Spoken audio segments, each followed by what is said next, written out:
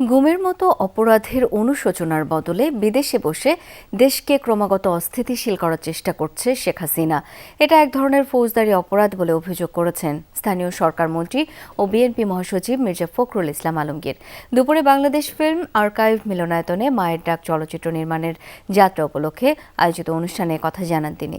বলেন, প্রতিটি গুম পরিবারের ভবিষ্যৎ এখনো অনিশ্চিত। গরমে দাপাদাপি ঘরের চালের স্থায়ী সমাধান আনোয়ার সিমেন্ট শীট। বিভিন্ন ভাতা দেয়া হলেও গুমের শিকার পরিবারগুলো স্বাচ্ছন্দ্যে জীবনযাপন করতে পারছে না। গুমের শিকার পরিবারগুলোকে সরকারের তরফ থেকে ভাতা দেয়া জরুরি। এ বিষয়ে প্রধানমন্ত্রীর কাছে চিঠি লেখা হবে বলেও জানান মির্জা ফখরুল ইসলাম আলমগীর। এ সময় তথ্য প্রতিমন্ত্রী ইয়াসের খান চৌধুরী বলেন, আর কোনো গুম, হত্যা ও রক্তের রাজনীতি চায় না বাংলাদেশ।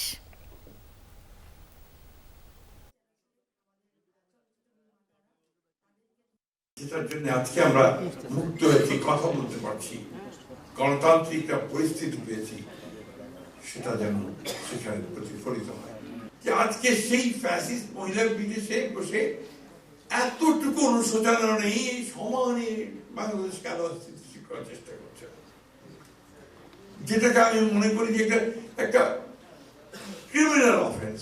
অবশ্যই আমরা যে ভাইদেরকে খুঁজে পাচ্ছি না, যে ভাইদেরকে আমরা ইনশাআল্লাহ ফেরত চাই, তাদের এই ত্যাগ তো মনে হয় তারাই সর্বোচ্চ ত্যাগ স্বীকার করেছে। আজকের এই গণতন্ত্র আমরা ফেরত পেয়েছি।